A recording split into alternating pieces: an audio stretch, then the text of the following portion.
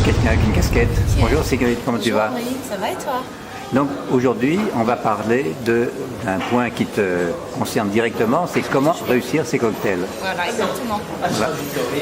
Donc en 7 points moins de 7 minutes, alors d'abord, d'où viennent ces cocktails? Pourquoi le besoin de mélanger des alcools, des jus de fruits, etc. Ah, tu veux un peu d'histoire en fait? Oui, un peu d'histoire, voilà. En fait, pas mal d'histoires. Il y a plusieurs légendes qui mènent à tout ça. Je ne vais pas rentrer forcément dans les détails parce que ça prend beaucoup de temps. Mais en fait, quand on y réfléchit, ça existe depuis la nuit des temps. C'est-à-dire que l'idée de préparer ou de mélanger des ingrédients... Les Gaulois le faisaient déjà, je crois. Exactement. Voilà. Les Gaulois, finalement, ont imaginé l'hydromel, mélanger du miel avec de l'alcool. Les Indiens de la cordillère des Andes mélanger... aussi toutes sortes de choses, de l'eau de vie avec de la poudre de dynamite même écrasée. Oh là.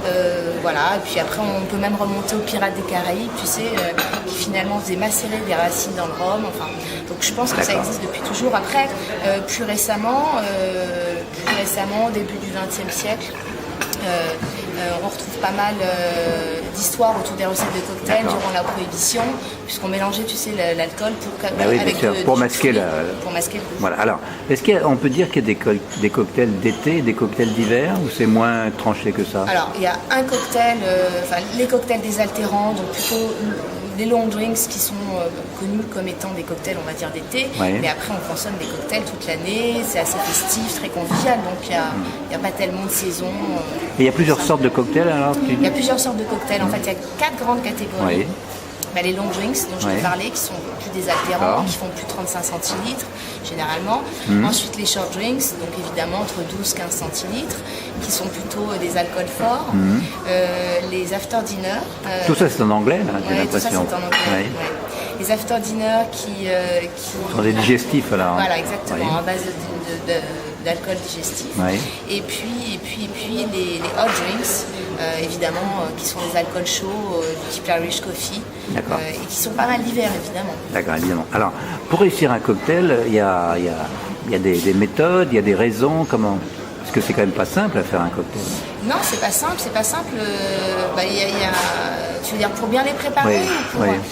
Les grands, il y a déjà trois points importants. C'est qu'il faut avoir les bons ingrédients et les bons ustensiles, comme toute préparation culinaire ou autre. Ensuite, deuxième point, c'est qu'il faut connaître les bons dosages, et c'est là que ça se complique, parce qu'un peu comme la pâtisserie, ça s'improvise pas toujours. Parfois, on a des coups de chance heureuses. C'est comme de la chimie, c'est un peu de la chimie. Et puis une troisième raison excuse-moi, je perds le fil. Troisième raison, ce qui n'est pas toujours évident, c'est que tout le monde n'a pas toujours envie du même cocktail. C'est-à-dire que généralement on consomme à plusieurs. Toi, tu auras peut-être envie d'un alcool à base de rhum et moi à base de vodka. Alors toi, en fait, face à ce problème de réussir un cocktail, tu as inventé un verre qui s'appelle le verre recette, c'est ça? Le verre recette, oui. Alors tu peux nous le montrer? Je peux t'en montrer un, je peux t'en montrer plusieurs. L'idée c'est ça, c'est un verre. Alors là, sur une composition de cocktail long drink, puisque le verre est grand. Donc c'est un verre doseur, si j'ai bien compris. C'est un verre doseur, ce qui va te permettre de doser, mais aussi de préparer, et du coup, éventuellement de consommer même. Ah oui. Et l'idée est toute simple, c'est-à-dire que en fait le principe c'est que tu retrouves en fait toutes les indications sur le verre directement, en français, en anglais. Et tu n'as qu'à doser et ajouter les ingrédients au fil de la préparation. Donc tu vois, ça c'est le mojito par exemple, tu doses le citron vert. Le mojito c'est le best-seller des best-sellers? C'est celui qui est à la mode en ce moment. C'est celui qui est à la mode, que tout le monde consomme, qui est un de mes préférés aussi, évidemment, quand on a la bonne recette, parce qu'il y a plein de variantes qui sont plus ou moins justes. Mais voilà l'idée du verre recette. Donc en fait, l'idée est venue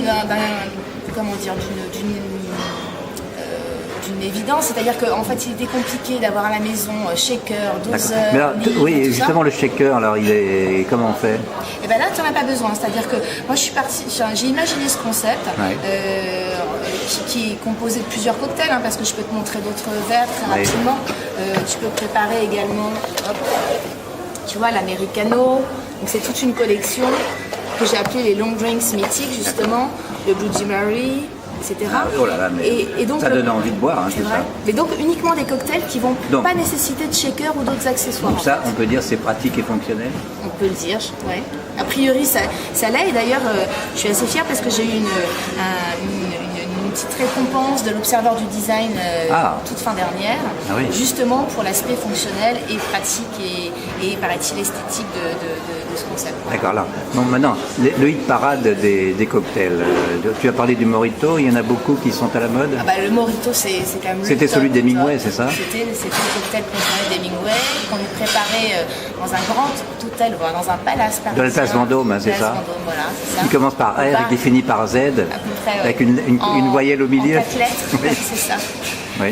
Donc il allait au bar Hemingway à l'époque et on lui préparait son... Moi j'ai vu le bar à la Havane où Hemingway allait se prendre ses mojitos. Moi j'ai pas eu l'occasion. Et donc derrière le mojito, la course est fait comment? Beaucoup d'alcool, beaucoup de cocktails à base de rhum et de vodka depuis quelques temps. Gin un petit peu moins, mais en fait il y a un vrai retour à la tradition du cocktail. À Paris on est un petit peu en retard, enfin à Paris ou en France, parce que à Londres, Berlin, tout ça, ça se consomme beaucoup. D'accord. Alors, tu nous as parlé tout à l'heure d'un cocktail sans alcool qui est l'Aromatino, c'est ça? L'Aromatino. Tu l'as inventé? Je l'ai pas inventé en fait, c'est un cocktail que j'ai développé. C'est une autre collection de il y a un autre verre, là, fais voir. Voilà, gourmand, que j'ai développé. Alors, dis-nous rapidement son dosage. Oui. Parce que là, on arrive à la fin. Je t'explique en 2-3 mots, c'est à base de café, donc ce sont des cocktails gourmands. Et là, c'est tout aussi simple, donc chocolat chaud, vanille. On rajoute un espresso. D'accord. C'est un cocktail chaud cette fois-ci, mais voilà, il y a aussi 6 cocktails comme ça à base de café développés avec une marque. Bon, alors, peut-être aussi comme on fait une vidéo publique, on va dire à consommer avec modération. Les alcoolisés évidemment. Voilà. Mais avec plaisir. Avec plaisir toujours, ça c'est sûr. Le plaisir est pour nous. Merci Sigrid, à bientôt. Merci, à bientôt.